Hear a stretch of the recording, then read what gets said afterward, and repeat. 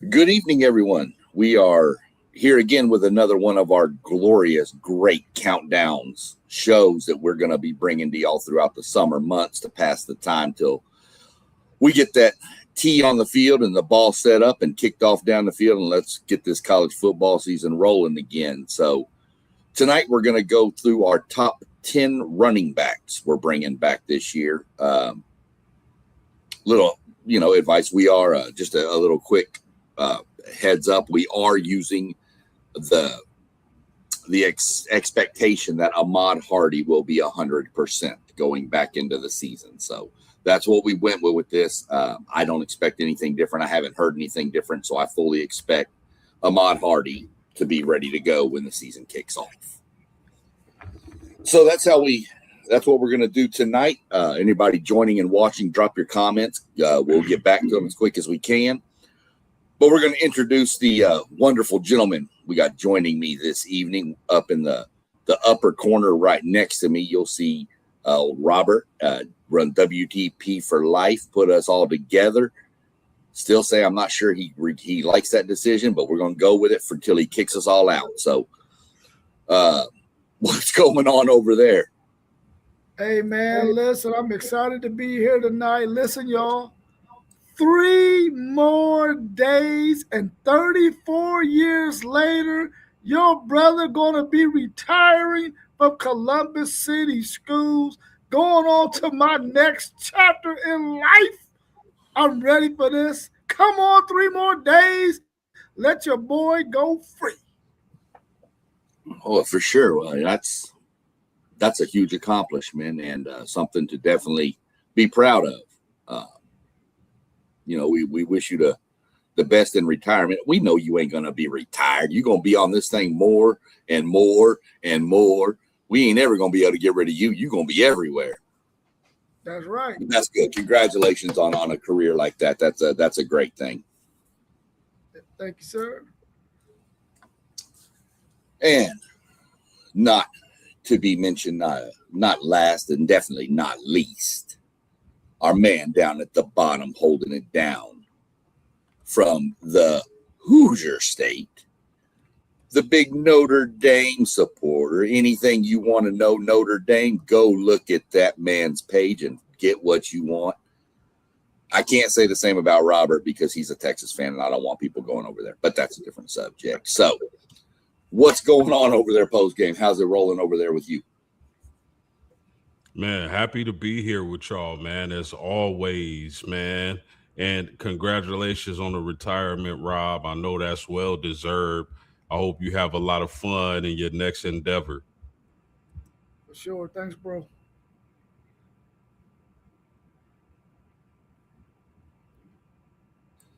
Doug and his congratulations. You saw that one. So without further ado, we'll jump into this. How was our list tabulated for this exercise? We'll go through this every episode we do. Everybody sends me their list, 1 through 10, with 5 honorable mentions. I tabulate them on a running scale of 10 to 1. 10 for first place, obviously. And then I sit down and I add all the numbers up. And this is how we come out with the list of the WTP Sports Dudes top 10 running backs for 2026. So that's how we tabulate it. So that's what we do. Quick question before we get into the honorable mention people here. I'd like to get both of your takes. How hard was this list to compile? And I'll let you jump off post game. Extremely difficult to come together with just the top 10. There's a lot of exciting, really good backs in college football. Some information on my end trickled in late before or after I made my list. So, for example, Justice Haynes, he should have been on my top 10, but I didn't have the information that I have today. He seems to be healthy and practicing with the team. So I'm glad he's on the list because the way I made my list was that I didn't hear anything about him being healthy yet, but I did hear something about him being healthy.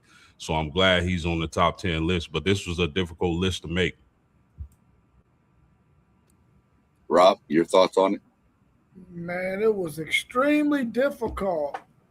I mean, you can think of maybe 4 or 5 guys off the top of your head who you know last year played really well when they were returning for another year. But after that, you had to do a little bit of research because there's some other guys that you saw and you feel like this might be their breakout year because now they'll be the man toting the rock for their team. So it was very difficult, man, to get 10 and then another 5 honorable mention guys without leaving somebody that's really, really good off of your list. And that was a difficult thing to do because you could probably come up with about 25 to 30 guys and you had to buckle it down to 10 and 5 honorable mentions. So it was very, very difficult. Yeah, I've seen a lot of these lists go 20 on these lists I've seen. And I think, 20, okay, I can run through 20 pretty easy. I think we all could, but I wanted everybody to have to put some thought into it. You get down to 10, 11, and 12 and post game, you might have him 10 and I got him 11 and Rob's got him 9. And because we know they need to be on the list, but where? So it was extremely hard. It was not fun. The quarterback list to me was a lot easier. The one we did last week was a lot easier than this one. And the next one will be worse because it's wide receivers coming up. So that's going to be brutal. So without further ado, let's jump into the guys that were our honorable mention crew. Made the list, didn't get any votes into the top 10.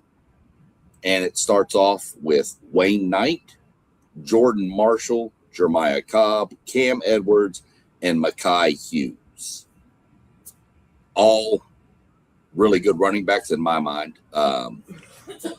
Just probably not that upper tier that they needed to be yet. Could be. Your thoughts on the list of the guys who just barely missed it, Rob? Man, I think out of those guys on that list, I think I might only have one guy that I had Wayne Knight in my honorable mention, and he might have been the only one. I think Cam Edwards might have made mine. No, that's Cam Cook.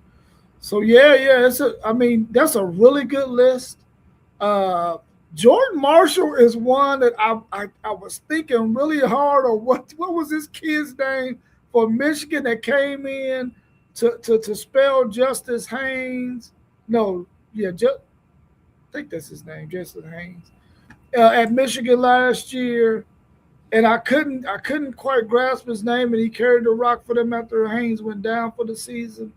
I couldn't think of his name, but he definitely would have been in my honorable mention. Maybe even at number 10 had I remembered his name. Any thoughts post game? Yeah, I'm out of this list. I'm probably highest on Cam Edwards. Just revitalized that UConn rushing game last season. Double-digit touchdowns, over 1,000 yards. Now he's at Michigan State, where he should be surrounded by better ball players. This is a guy I had high on my just miss list. So out of these guys, I'm probably highest on Cam Edwards. Yeah, Cam Edwards was interesting to me. I almost put him on my honorable mention list for what he did at UConn, but to pretty much bring that program back to any kind of relevance by himself, pretty much. My concern is, can he do it in the Big Ten? That would be my only concern. This is a major step in competition coming up for him, but we're going to see what happens. But yeah, he was one I struggled with. In fact, I think I had him on my honorable mention and then crossed him out and re-added him and crossed him out again. So that's our honorable mention. Going on to our guys who were missing the top 10, but got some votes for the top 10 from some people.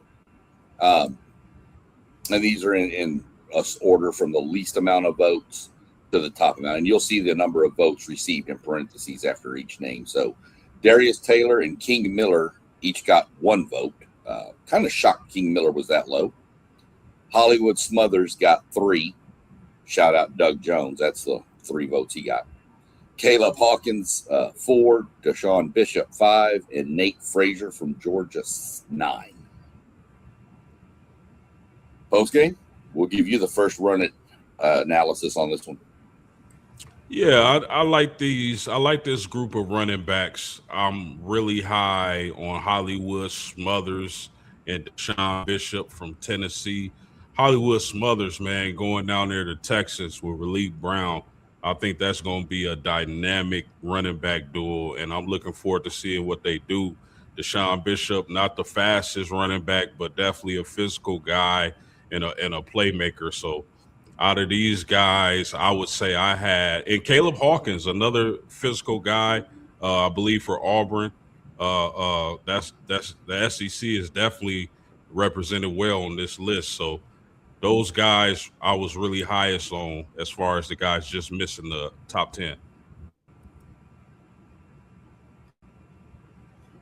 Yeah, Rob? for me, the shocking thing on there, and 3 of these guys I had on my honorable mention: Hollywood Smothers, Caleb Hawkins, and Deshaun Bishop. That Nate Frazier, man, I think that if Nate Frazier and Georgia was a team that produced a lot of 1,000-yard backs, then maybe he would be in this top 10. I had him in my top 10 towards the bottom of the team. But I feel like if he was on a team that would feature him and give him enough carries to get 1,000 yards, he would probably be higher on people's boards. But the fact that Georgia does not produce a lot of 1,000-yard rushers. They usually have a 2-back system where they have 2 guys with about 750 yards, and then another 3rd guy with about 400 or 500. And I think that's probably what's hurting him, probably in our top 10, is that he just does not get enough touches to rush for over 1,000 yards like the ones that we got in our top 10 get to do. Yeah, 100%. Hollywood Smothers, to me, I mean, him and Relief Brown both, you just don't know what you're going to get because who's going to get the majority of the carries down there. It's going to be split so much, but both of them super dynamic running backs. You can't go wrong either way. Really want to see what Caleb Hawkins does up at Oklahoma State after coming out of North Texas. Really want to see what he can do. Deshaun Bishop, I had him in my honorable mention list because I'm afraid Tennessee's going to struggle at quarterback and people are going to load the box to stop him. Can they is a different subject, but I think that's what you're going to see until Tennessee figures out their quarterback position. So that's where I had him down there. Caleb, go ahead. Real quick, I had Caleb Hawkins in my top 10, I believe. I would have Caleb Hawkins over Bo Jackson. That's just my personal opinion. Fair. That's what we're here for. The analysis, the debate, the rank, whatever. I mean, that's perfectly acceptable for sure. I could see that either way. Like I said, they could put up some numbers at North Texas. Let's see what he does at Oklahoma State. But boy, he went off at North Texas last year. That whole offense went off. Let's just call it what it is. We got Doug down here. Before we jump into the top 10, I want to highlight this one. Bryson Washington from Baylor. I've got to say, I'm not 100% aware of his game. So I can't really say much about it. I don't know if y'all are familiar with his game much and got anything to add about him. Yeah, I'll tell you one thing. Oh, go ahead. Go ahead, Post. My bad, Post. Go ahead. No, you can go, Rob. No, go ahead. Yeah, I think anytime you get a quarterback like Baylor has got, DJ Lagway, a guy who can hurt you with his legs as well as his arm, I think that's only good for the running back position. Anytime you got a quarterback who can hurt defenses with his leg, I think that opens up a lot of things for a running back. So definitely a running back to keep your eye on. Yeah, Yeah, Rob. I was going to say the same thing. Whenever you can freeze that guy that's trying to come down off that edge, because the possibility of DJ Lagway pulling that sucker out and going out that back door, that's going to create a lot of opportunities for Bryson Washington. He should have an opportunity to really, really explode this year. The fact that he's only a sophomore is probably why many of us left him off our list. And these guys that we got on our list was already guys who we've seen do a lot already. So, but that's a really good name to throw out there, Doug. That's a really good name to throw out there. Yep, can't lie. Just didn't. Well, I mean, I heard about him, but I wasn't fully aware of his game. So let's jump into the top 10. The true top 10 for running backs here. We're going to start with number 10. Turns out to be Bo Jackson, not that Bo Jackson. He would be number 1 on this list. But Bo Jackson from Ohio State came in with 10 votes in our rankings. He was a true freshman last year. Am I correct? Right? Kid had an amazing season. I can remember watching him. He would go no gain, no gain, no gain 30, no gain, no gain, no gain 20. The kid was just electric. And he's only going to get better with a year under him. So, Rob, you want to jump off on him first? Since that's actually, I'm going to let post game go because, Rob, you got him coming up in a few months in the second game of the season. That's going to be something y'all have to watch, I'm sure. So, post game, what do you got on old Bo Jackson? Yeah, I think I like Bo Jackson even more this season. I know he only has 6 touchdowns, a little over 1,000 yards. I expect those numbers to increase. New offensive coordinator, a guy who likes to run the ball, zone schemes off the edge. So I expect Bo Jackson for Ohio State Buckeyes to have an improved and big year. Yeah, I feel like Ohio State's offense really took off a little bit more once Bo Jackson became their running back. Peoples just wasn't getting the job done, and then the transfer running back they had from West Virginia, he was just more of a short yardage back. He really didn't have the speed to hit those holes and to break out. And so once Bo Jackson got back there, he really made a lot of noise for that Ohio State offense. I think he might have had 8 or 9 100-yard rushing games or somewhere close to that. He played really, really well last year. Doug said he averaged 5 yards a carry last year, which is really, really good. The thing that concerned me about Bo last year, though, whenever they played against the better opponents, like when they played Indiana and when they played Miami, he didn't fare so well because their defensive line was able to contain him. So hopefully Ohio State's offensive line is better at run blocking than they were last year so that he can really, really improve on his stats in year 2.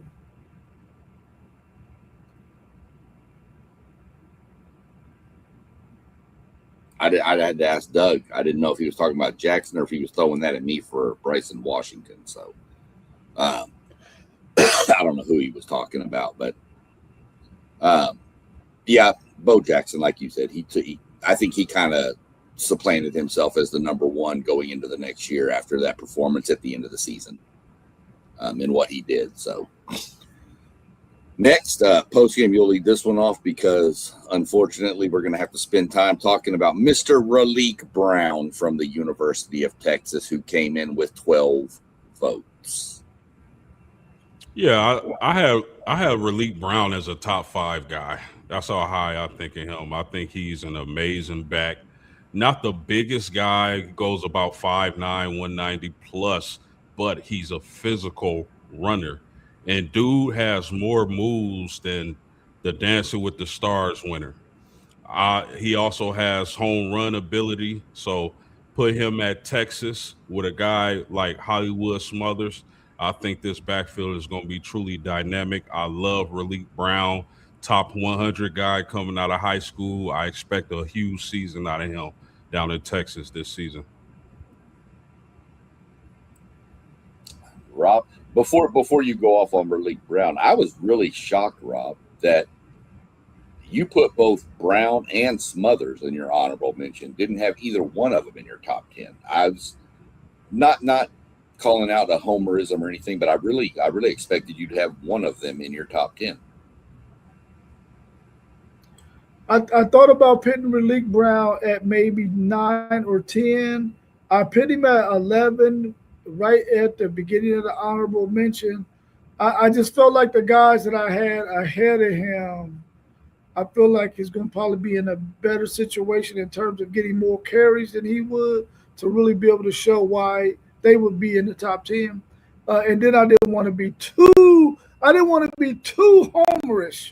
So I said, if I put these two guys at least in honorable mention, the guys will look at my list and say, well, at least he wasn't a homer, you know. But I really like Malik Brown. He's a guy who Texas is going to be able to rely on to run inside zone, outside zone, catch the ball out the backfield. He's going to be able to do a whole lot of stuff. He reminds me of Jaden Blue. The difference is he can run inside zone where Blue could not run inside zone. And I'm ecstatic about what we're going to be able to see out of him and Hollywood Smothers. I just hope both of them stay healthy. Last year, the injury bug affected that running back room last year for Texas. If it doesn't affect them this year, sky's the limit in terms of what this running back room can do in a Steve Sarkisian offense. I really like Malik Brown at 10, and I think that's a good choice for WTP Sports Dudes, everybody who put their list in. Let me say this real quick. I don't, Rob, listen, man, I don't think, like, if you believe that your running back is that good, I think you should put him where you think he should be ranked without thinking about homerism, because you got to think. Last year, many people probably thought I was being a homer putting Jeremiah Love number 1. But what ended up happening? He was the number 1 back. I truly believed he was the number 1 back. But man, listen, I really think Texas did a hell of a job getting those running backs out of the portal. And like I said, I expect big things. Yeah, I gotta agree with that. I wasn't here when y'all went through this last year, but I would almost imagine that it was probably almost unanimous that Love was the number 1 running back in y'all's rankings last year. No, it wasn't. Wow. Okay. That kind of takes me back. I mean, I would have had that penciled in for sure. I'd have lost money on that one. But yeah, for sure. I mean, it doesn't matter if it's your guy and he's that good. Put him in there. I mean, you know. But yeah, it was just crazy. And I'm going to tell y'all something. That Texas backfield's going to be nasty with those two. Plus, you throw in Arch's legs. That backfield's going to be nasty. I'm not looking forward to trying to. I'm glad Mike Elko was in charge of trying to stop that instead of me, because I would probably fake a hamstring and go home. So, moving up the list, we have Isaac Brown from Louisville coming in 14 with 14 votes. What you got on Isaac Brown, Rob? I think I might have Isaac Brown right around maybe 6, 5 or 6, somewhere around in there. I really like Isaac Brown, and I felt like Texas had a real strong push to get Isaac Brown because they thought he was going to jump in the portal, but he didn't do so. He stayed at Louisville. But I know that he was the number 1 running back that Texas was trying to get because there was some buzz that he was going to jump in the portal, but he didn't. I really like Isaac Brown. I think he's a really good running back. 9 is a good spot for him, but I had him, I think, around 5 or 6 on my list. I really like Isaac Brown. And I think that him in that offense with the Brown, are they brothers, the Brown brothers at Louisville? He's going to be, man, he's going to be dynamic. And he's going to be the running back that's going to help them possibly win the ACC or at least make it to the ACC championship game if he stays healthy. Yeah, one of the more slighter built running backs, but just dynamic, man. Isaac Brown is awesome. I'm a huge fan of the way he plays football. Getting Lincoln King holds from Ohio State, I think that's going to help him in the receiving game. You've seen his receiving numbers dip down a little bit. I would like to see his receptions up to 30 plus like it was in 2024. A dynamic guy who can take it to the house from anywhere on the field. I think he's in store for a huge season. Yeah, 100%. I think he is in the exact system for his style. I believe running backs, if they get the right system to run in that fits their running style, I think that's a huge upside for him. We'll get to one here in a little bit that I believe is in the exact system for him. But that's kind of how I look at Isaac Brown is you put him in an offense that's going to hand it straight off the more of a power running like a Georgia would like to do or something. I don't think he has the success he has at Louis that he does at Louisville. Not to say he wouldn't be good. I just think the system he's in at Louisville is better for his style. Moving on up the list, we have Cam Cook from West Virginia. Everybody had him in their top 10. Rob, you had him 10. Post, you had him 8. And I had him 8. So we'll go with the lowest seeding first. We'll let Rob go first here. I really like Cam Cook, and I think that the style of play that he has really fits. It's Rich Rod, right? He's their new head coach that they brought back in there. I like him. I like Cam Cook, and when they lost their big running back to Ohio State last year, this guy came right in there and did his thing, and I'm looking forward to seeing him again this year. I just hope that West Virginia can be more competitive and have a defense good enough to allow their running game to be able to perform week in and week out so that they don't have to throw the football a whole lot. If they can just stick to their running game, this guy can have a phenomenal season. Cam Cook, West Virginia. Yeah, I mean, you talk about Rich Rod and West V. I think he fits that system and what they want to do at West Virginia. This is a guy who led the nation in rushing last season. I think he's going to be huge for that system. A guy who can break tackles and can hurt you in the receiving game as well. I really like Cam Cook. I wouldn't be surprised in this West Virginia offense if he led the nation in rushing again. I just wouldn't. Yeah, I wouldn't either. When you have a bell cow like that, you got to lean on him a little bit. And I think he's what's going to be the straw that stirs the drink for West Virginia. I think they'll go as far as he can take them, which could be pretty far. Don't get me wrong. Not saying a playoff caliber team or anything, but a team that could definitely jump up and bite some people for sure, ruin somebody's season. Then we get to number 6 on our list. Kind of about where I thought this guy would land. We're going to go on out west and hit L.J. Martin from BYU. This kid, I think this is his 6th year. I know he's had some injuries before, so but if you've seen him run, this kid runs hard. So Texas kid too, so I got to give him some love.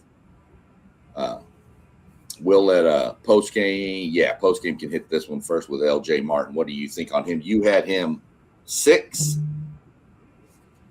Rob, you had him 8. Yeah, and I had him 4. I had him 4th. Yeah, and I understand. I completely understand why. This is a huge kid, very physical runner. I think he's going to be great for BYU once again this season. You can book him for over 1,000 yards and 10+ touchdowns. I think you can take that one to the bank right now.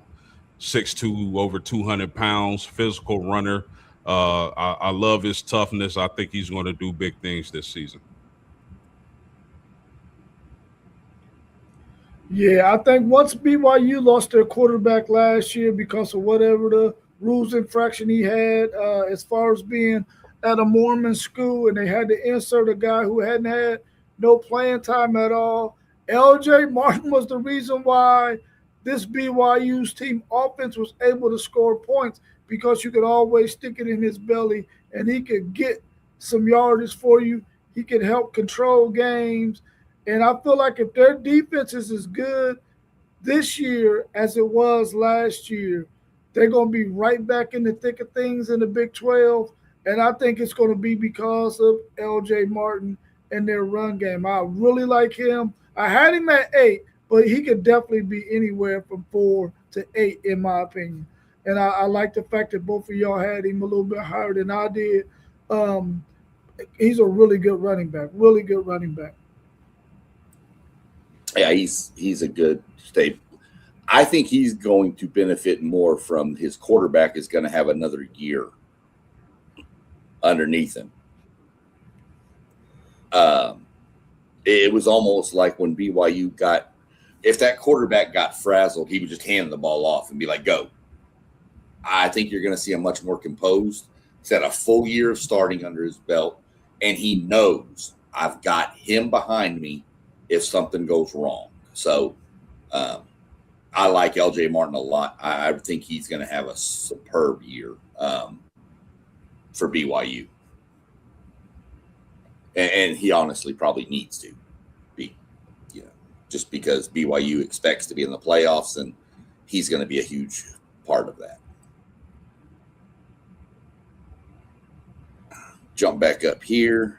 Now we're going to get into our top 5, and you can see the gap kind of jump for the top 5. LJ Martin had 19 votes. Our top 5 kicks off with number 5, Mr. Jaden Ball from Florida, who a lot of people thought was going to transfer, but he stayed. Huge get for Florida. It's a huge get for them. Don't know if you can overemphasize that for that team. So being the SEC guy, I'm going to let you hit this one first, Rob, about Jaden Ball with Florida. Man, I love Jaden Ball. I actually had him number 1 on my list. I love Jaden Ball. He shredded my Texas Longhorns last year. I feel like there was rumors that he was going to hit the portal. And I'm telling you right now, my Texas Longhorns was licking their chops because they were going full throttle after this guy. They was ready to pull back the Brinks truck and just open up the thing and say, how much money do you want to be in it for you to come to Texas? I really love him. I think running in between the tackles, actually having the power to break tackles and get up the field, he is a really, really nice back, man. I really like him. Florida did a good job of keeping him. But, man, I'm telling you right now, I wish he would have hit that portal because we would have got him. But the only thing is, if we would have got him, we wouldn't have been able to get another running back, the combination of a Malik Brown or a Hollywood Smothers, though, had we gotten Ball. But I really like Ball. I had him number 1 on my board. Yeah, man, I'm not mad at him being number 1, Rob. I'm not mad at that, not one bit. As a matter of fact, I wouldn't be surprised at the end of the season if he isn't the number 1 back in college football. I'm interested to see how the new coaching staff uses him. If they're intelligent, which I'm pretty sure they are, he's going to sweep all running back awards and probably be a first-team All-American. This is a guy who's a physical back, but he has wiggle. He's electric. He's agile. He can make plays all over the field. I love Jaden Ball. I would not be surprised one bit, fellas, if he's the number 1 back at the end of this season. Yeah. Doug had a comment. I've been waiting to show this one until we got to Jaden Ball. Doug says we need to really talk about him. He's really good. He ran all over Texas. So I definitely had to highlight that comment. The kid's good. I don't know what else I can say that has already been said. He's electric. He breaks tack. He's that rare, you don't see it as much anymore, of that rare combination of just physical speed and strength. And I'm going to put a comparison with him and LJ Martin. When you get done with the fourth quarter of that, playing those two, you're going to know you played those two. You're going to be hurt. So I think Jaden Ball probably slots about right there. Any of these top five could have been 1 through 5 in my mind, to be honest with you. I don't think you can go wrong with any of them. Next, we're going to switch over to the ACC and bring in former Michigan running back, now at Georgia Tech, Justice Haynes. I was thinking to myself earlier, man, Georgia Tech must love those people with the name Haynes in their name somewhere. Haynes King, Justice Haynes. I don't know who we're going to get next year. But we'll let Post, you can hit Justice first. Yeah, definitely one of my favorite running backs in the country. Here's a guy who led the Big Ten in rushing before he went down with the foot injury. I had no kind of insight on how his rehab was going, but what I learned today is that his rehab is going really well, so I'm happy to see him in the top 5, as he was not in my top 5 list. But at Georgia Tech, you just know they want to run the ball. You just know their offensive line is going to be making holes for Mr. Justin Hayes. I expect him to have a big season. I don't know if Georgia Tech can compete in the ACC, but I definitely expect him to have a lot of highlights. Yeah, I really like Justice Haynes as well. He was leading the country in rushing last year, at least yards per game, until he got injured at Michigan. The year before going to Michigan, he was at Alabama. Maybe had he stayed at Alabama, then maybe they would have had a better running game. But I doubt it, because that offensive line wasn't blocking worth 2 cents. But, man, I really like him. I think at Georgia Tech he's going to have an opportunity to carry the ball a lot. I hope that he can stay 100% healthy so that his NFL draft stock can be right where he wants it to be, and he can be an NFL running back that gets drafted at least early in the second round. I like Justice Hayes. I think he's going to be a phenomenal player for Georgia Tech this year, as long as he stays healthy. Yeah, I compared Justice Haynes and Georgia Tech almost like I look at Cam Cook at West Virginia. Georgia Tech's going to go where Justice Haynes can take them. I think the injury last year was really bad. Obviously, missing the whole year. He has everything I knew. He's fine. Post game already mentioned that. He looked it up. He seems to be doing fine. So, will Georgia Tech compete in the ACC? I don't know. I think Georgia Tech lost a lot. Now, they did get Mendoza as a quarterback down there, didn't they? Did Fernando's brother? Isn't that where he transferred to? Was Georgia Tech? Where did he transfer to? I don't think so. I thought he transferred to Georgia Tech. No, where did Fernando Mendoza little brother transfer to? I forget what school. I'll look it up. Somebody look, yeah, you get it, look that up. But I thought he went there, but I could be wrong. So no worries there. We'll get an answer to that pretty quick. But again, I think Justice Haynes is going to be pretty much what Cam Cook is to West Virginia. You are correct. You are correct. He's at Georgia Tech. I need to get my phone and record somebody saying that. I don't hear that very often. So, yeah, I thought he went to Georgia Tech. But even then, that's a first-year starter at Georgia Tech. So I think Haynes is going to be the one they're going to have to lean on to until maybe Mendoza gets more comfortable. We've seen what first-year starters do, even ones that are super hyped as the Heisman Trophy handout winner automatically.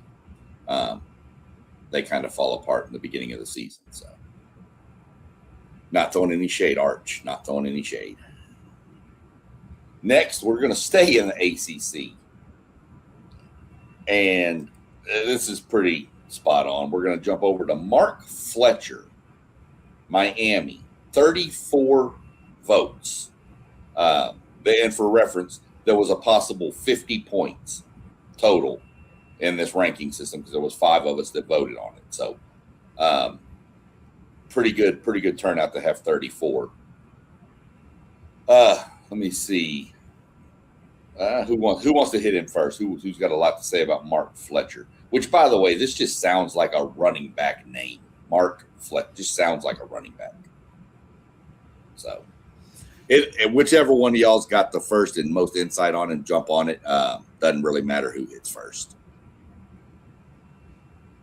I mean, Mark Fletcher is a beast, 6'2", over 220 pounds, physical runner, can really get downhill and punish tacklers. I felt like in the national championship game, they should have went to him even more earlier. In the second half, he had that breakaway run for the touchdown. It's going to be interesting to see. I know Miami recruits the offensive line very well, but they lost a lot on the offensive line. So it's going to be interesting to see how they replace their offensive line and if that affects Mark Fletcher, because once this guy gets going, look out, man. He's hard to tackle. Yeah, Mark Fletcher was the difference for Miami down the stretch in the playoffs.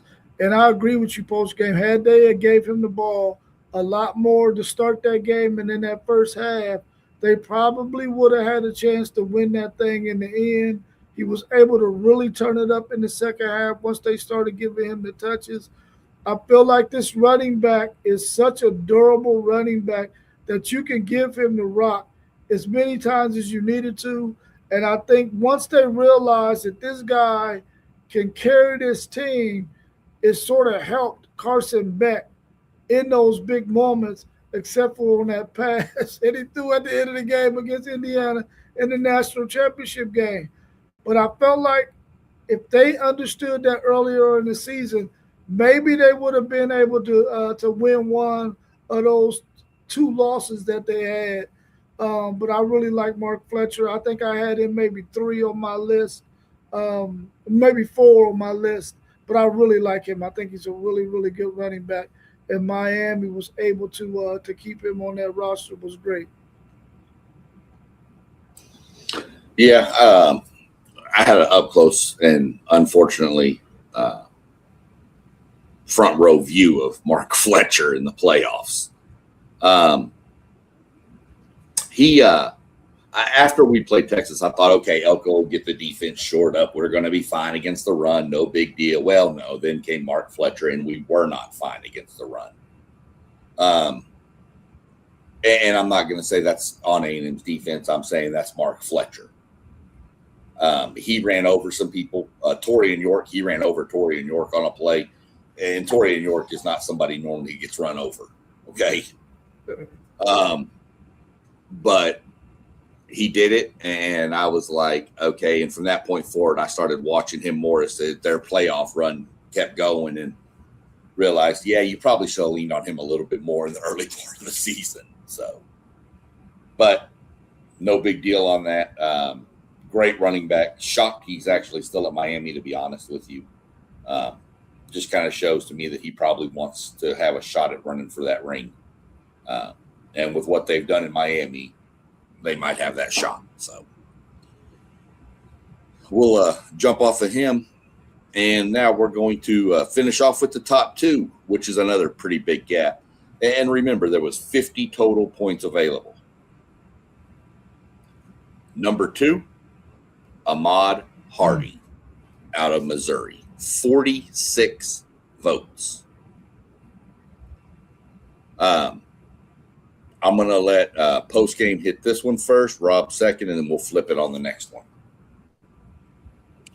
I mean, man, the elephant in the room when it comes to Ahmad Hardy is, how would the gunshot wound affect him, if any, for the upcoming season? He seems to be recovering nice. Uh, there's not really much solid information out there about his recovery and rehab. So, but I expect him to be ready for the season. And if Ahmad Hardy is ready for the season, I believe here's a guy who can easily be a Heisman candidate for the Missouri Tigers in that SEC conference. I mean, just a guy who can be physical, a bruising back, and make plays all over the field. A lot of analysts had him number one on their list, so I'm not mad. Anywhere top five, you can put Ahmad Hardy. I know some people are a little scared, turned off because of the gunshot wound, and rightfully so. That's a leg injury to a running back, but if he's able to get right and get back in time for the season, he'll be fine. He'll dominate. Yeah, I really like Ahmad Hardy, man. I think he's one of those running backs that you wish you had on your team because you know he's gonna come with his lunch pail every day, give you everything he got, and he ain't gonna take no breaks, man. And I feel like if Missouri's quarterback would have stayed healthy last year and they didn't have to go all the way to their fourth string quarterback, he would have had a much more dynamic season. I really like him. I think that if he recovers from this gunshot wound and gets to 100%, he could be maybe the number one running back in the SEC by the time the year ends. My Texas Longhorns will get to face him this season, so hopefully Texas is up for the challenge and they can hold him down a little bit. But I really like Hardy a lot. Well, this is a recurring theme that you'll hear. If you want to see Ahmad Hardy, anybody watching that's not 100% sold on him out of Missouri, go to YouTube, click on Missouri versus Texas A&M, and just watch. A&M beat the snot out of Missouri. I'm going to tell you that. We beat them down. But we didn't beat Ahmad Hardy down. That dude, I mean, there's plays where he had four guys on him and he somehow breaks through and goes off for like 60. I mean, he's dynamic. I am hoping he'll be okay. Everything I've heard is he expects to be 100% when the season starts. Now, it is a gunshot wound in the leg. Things can happen. So we'll see how it plays out from there. But great, he's in the right system. That outside zone that Drink runs is perfect for Hardy. He knows when to plant. He knows when to stretch it. He knows when to cut north and south. So Ahmad Hardy, I actually I had him second. Post game, you had him first. Zay had him second, and Rob, you had him third.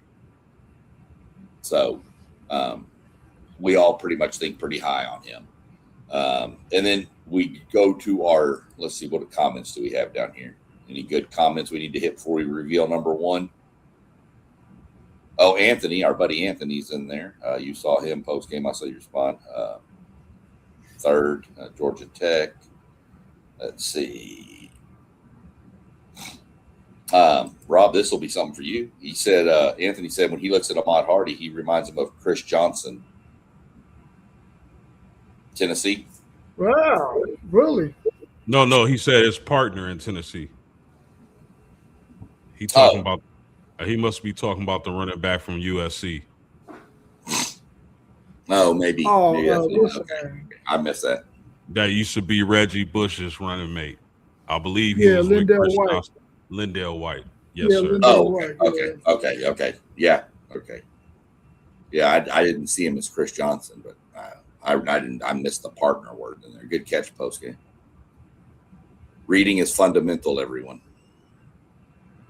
Then we jump to. We'll go ahead and jump into our number one overall, which I think we all already know who it's going to be, and it is one Kewan Lacey from Mississippi. 47 out of the 50 votes he got. And Rob, you can lead off with Lacey. Do y'all have Ole Miss this year, don't you? We do have Ole Miss this year. I thought y'all have the top 2 running backs on your schedule. If in our rankings, you have the top 2.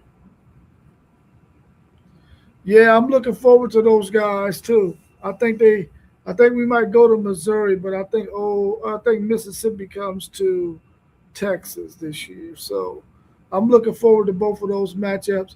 But I really like Kewan Lacey, man. I feel like in the playoffs, he really was able to show his stuff.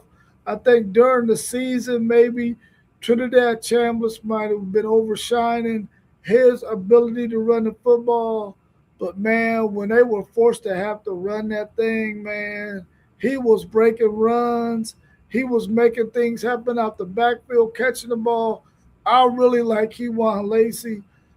I don't know if they're going to have the offensive power that they had last year that's going to allow him to make some of those runs and some of those plays. But if they got the players around him that keep people from having to load the box to keep him contained, he might have one of those seasons, man, that might lead him to New York. So I'm looking forward to Kewan Lacey this year and seeing what he does. Having Trinidad Chambers back there is definitely going to help. I think he's definitely one of the top 3 running backs we got on our list. I had him at number 2, but I could definitely see him at number 1 as well because I think they all are interchangeable once you get in that top 5. Yeah, agreed, my man. Devastating running back. Just look at his numbers, man. Over 1,500 yards rushing, 24 touchdowns, I believe. That's just unbelievable production out of your running back. And like you said, him being paired with Trinidad is only going to help him with rushing lanes. It's interesting, though. I like this in the young man because he could have had a chance to transfer to LSU with his former coach, and he decided to stay at Mississippi. So, I salute that. Stay where you built something. I think him and Trinidad are in for a big season. Now, it'll be interesting. I don't think they can repeat. I think they'll be dynamic, but I don't think it'll quite be like when they had Charlie Weiss Jr. as their offensive coordinator. But Lacey, man, hats off to him. He definitely can be a first-team All-American. He definitely can be a Heisman finalist. Yeah, 100% for sure. Our buddy Anthony popped in with he doesn't trust the O-line for Mississippi to hold up to allow him to produce like he did last year. And that's going to be the question. I went and I think we all kind of just went on pure talent of what we saw, which we can only go by what we saw last year. We haven't seen what they're going to do this year, or else we'd have different rankings maybe. But that's a big, big question is what does the offense look like without Weiss there? Is it more of a run-based offense? Is it still going to be wide open dynamic? So we'll have to see how that plays out with the, losing, the head coach, the OC, all that. So that's going to be something that's good to watch. And Anthony also popped in and he said, he wanted to preface this that he's not saying this because he's a Hurricane fan, which we all know he's saying this because he's a Hurricane fan. That Mark Fletcher should be number 1 based on what he did in the playoffs and at the end of the season. And post-game said he had a case, which I agree. And I just straight up responded with the top 3 could be switched around in any order, and I think we'd be okay with it.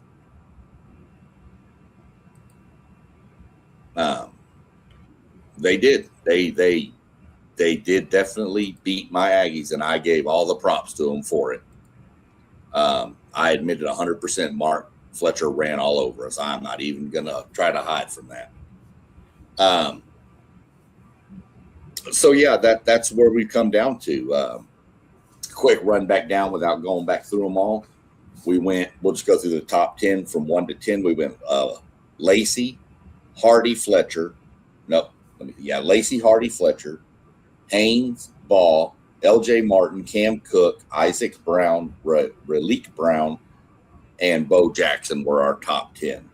So if anybody's curious, that puts 4 out of the SEC, 3 out of the ACC, 2 from the Big 12, and 1 from the Big 10. So pretty spread out, pretty balanced. A little bit of representation from every conference. That's good. Kind of shocked the Big 10 only had 1 in there. Thought they'd have maybe more, but I think everybody's waiting to see what Marshall does up at Michigan before anointing him. Y'all got anything else you want to hit on? Well, I think Anthony has a pretty good question right there if y'all want to tackle it. Yeah, I was just about to send him a message in the chat, but now since we're talking about it, I think I look at guys like Turbo Richard going from BC to Indiana is a guy who can make a lot of plays under Kurt Signetti. I think a lot of people are sleeping on Notre Dame's running back room. Having Aeneas Williams, a guy when he's lined up at the wide receiver position, fellas, this is a versatile guy who can catch passes. And when he's lined up out wide, I couldn't tell the difference from the wide receivers and the running back. He's the running back, but I couldn't tell the difference. So that's a really, really versatile running back who's going to make plays for Irish this year. If I would have to say 2, I would have to say Turbo Richard and Aeneas Williams. You got anybody, Rob? Yeah, I wouldn't necessarily say that these guys are underrated, but they're going to be 2 guys that I'm really going to be watching this season. One is going to be C.J. Baxter, the running back transferring out of Texas, to see how well he does after coming back from that ACL injury. Really wasn't quite up to speed last year for Texas. I'm going to be watching to see how well he does. And also Christian Clark. I thought Christian Clark was going to be the running back who stayed at Texas out of all of those guys who ended up leaving. After he played in that bowl game against Michigan, he did really well, and he decided to hit the portal. So I want to be looking in on both of those guys. And then, of course, Trey Weiser, I want to see what he's going to do at Florida State. So those 3 running backs out of Texas that hit the transfer portal, I'm definitely going to be watching to see what those guys do. I don't think that they're underrated, but they're guys that I'm going to be keeping my eyes on. Yeah, I was hoping I'd slip. I was hoping Wisner would slip through before you mentioned him because that's where I was going. I want to see if a fresh start does him right. A running back that I'm going to say is under the radar and underperformed in all of his time in college football so far, that I'm really wanting to see if he can finally live up to the hype he had coming out of high school, is Reuben Owens at Texas A&M.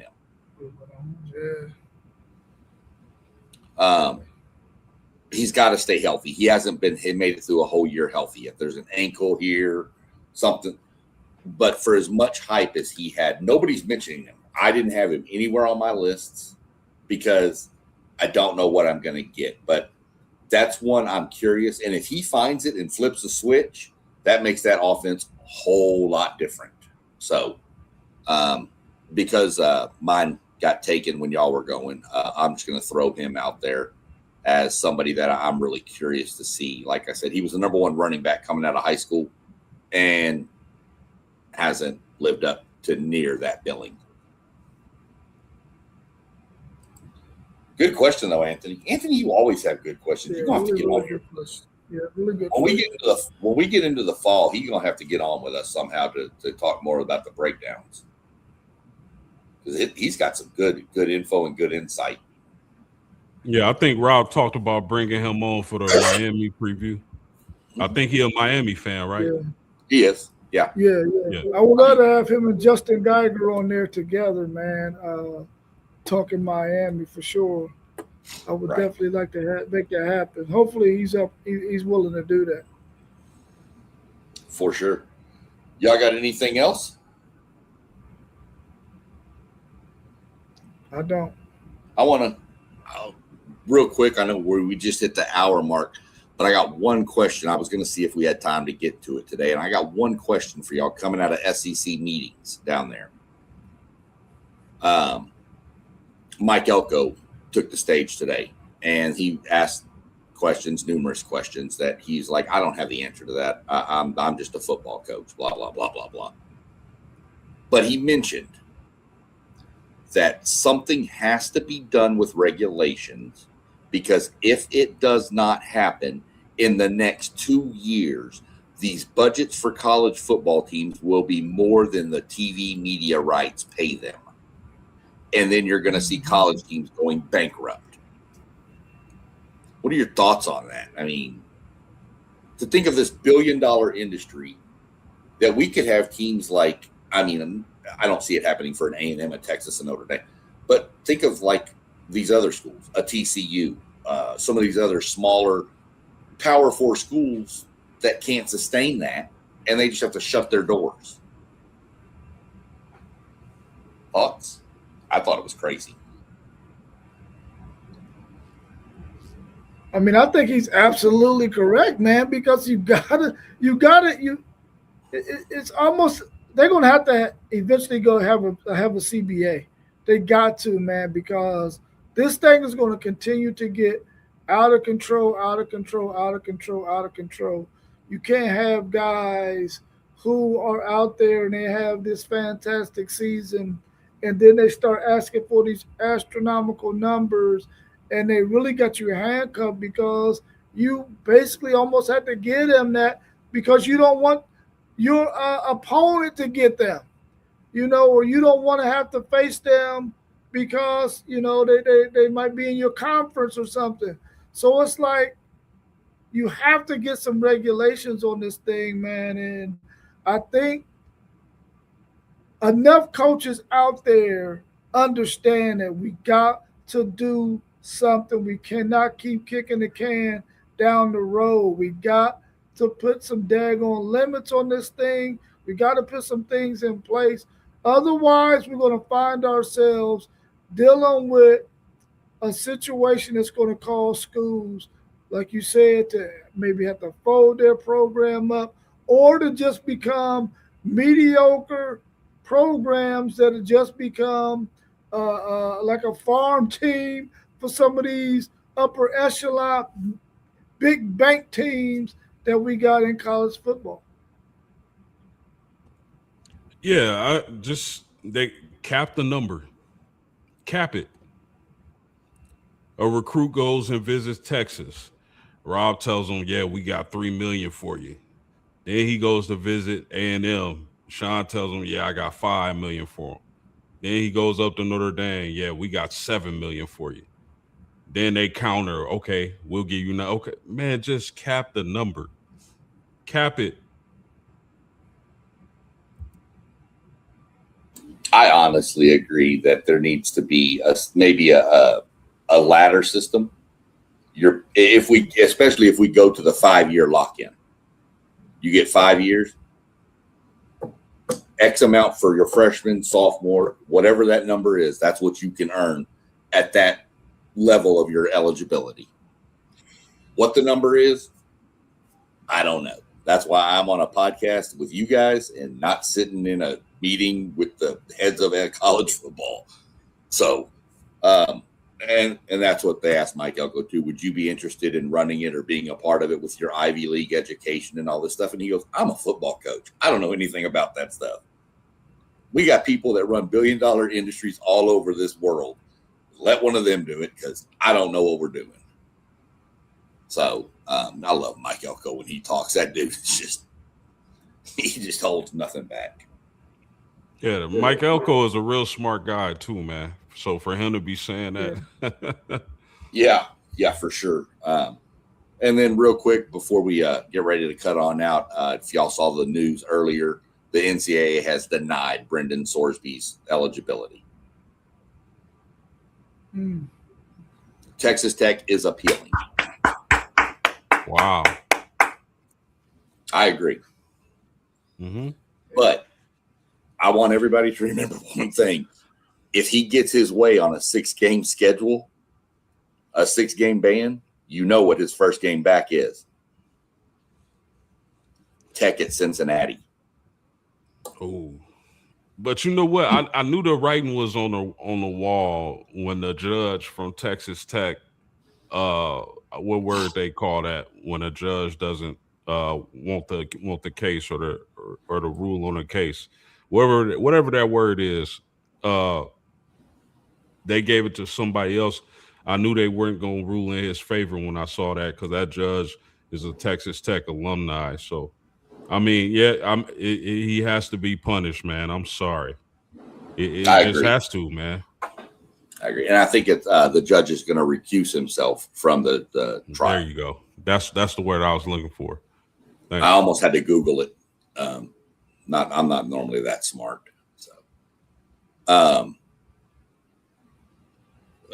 I don't think so. Maybe I need to look this one up. Are Mike Elko and Mario Cristobal from the Nick Saban tree? I don't think so. I don't think Elko's from the Saban tree. Cristobal, maybe. I thought Cristobal was from somewhere else, though. I don't think Elko is. I know he spent some time at Notre Dame. He spent some time at Duke. I don't think he's from the Saban tree. Wasn't Elko up there with BK? Right? Yes, indeed. And I don't remember where else, but he wasn't. I don't think he's ever been with Saban. I really don't. I don't think he was ever in the SEC before he was the DC at A&M after he left Notre Dame. And I'm pretty sure Mario Cristobal is not from the Nick Saban tree also. I'll have to do some research on that, Anthony. I can't honestly answer that. I can tell you Mike Elko is not from the Nick Saban tree. I do know that one, unless I'm totally wrong, which I'm pretty sure I'm right on that one. Cristobal, not as much. I thought Cristobal I sound we're going to get into the Anthony part of the show now, guys. You sound Cajun a little bit. I don't know. Do I sound Cajun? I didn't think I did. There's a little Southern twang in there. Well, I'm from Texas, so I mean, of course. But I don't guess think Cajun. No. I don't think Cajun. I mean, if I start sounding like Coach O, y'all say something, and we'll just mute the mic because ain't nobody gonna understand what he's saying, But yeah, no, that's pretty good. I hadn't heard that one yet, but no, Brian Kelly trying to do the accent was the downfall of Brian Kelly at LSU before he even did anything there. That already put him backwards on that whole fan base. Yeah, I knew that was going to be a disaster from the jump. For sure. I think we all knew that was not going to end well. So if y'all don't have nothing else, we'll get ready to get on out of here for the evening. So I'll do some digging. I'm going to do some digging, Anthony, and next time you jump on with us, I'll have an answer for you about that. Mario is from the Saban tree. Okay. Yeah, I'm pretty sure Elko's Elko's not. Yeah. No. Elko spent most of his time up in the north, up at Penn and all that up there. Hofstra. Bowling Green, Wake Forest. Yeah, I agree 100%. There are parts of Texas that are close to Louisiana, Beaumont and stuff like that out there, Port Arthur. I'm actually from North Texas, little town outside of Dallas, and then moved down towards south of Houston. So just Southern, not Cajun. But yeah, we'll get into it next time. Tomorrow, I believe Moss has got a show coming up. Thursday, you back post-game Thursday? What are we going to do Thursday? We're going to talk about how everyone likes their pizza. Okay. Cool. I'm on board. How y'all like that one? Yeah. Hey, the bad thing is we could probably debate that longer than we could some of these other topics. It's either plain cheese or vegetables on it for me, brother. So we're going to do pizza talk on Thursday. Friday, we're going to do how to properly do a crawfish boil, since we got Cajuns mixed in now. And then we'll figure out Saturday and Sunday. We'll just wing it from there. Yeah, let's go food until the season starts. Right. Why right. not? Why not? Ratings might jump. So, for sure, most definitely. But in all seriousness, definitely keep your eyes out Thursday. Post game's going to have something popping, always does. Friday, we'll see what pops up. I might be on Friday with a preview with NASCAR, see what's going on. Of course, Saturday and Sunday, you can catch us 10 o'clock Saturday, 9 o'clock Sunday, right, Rob? Yeah. Right? 10 Saturday, 9 Sunday.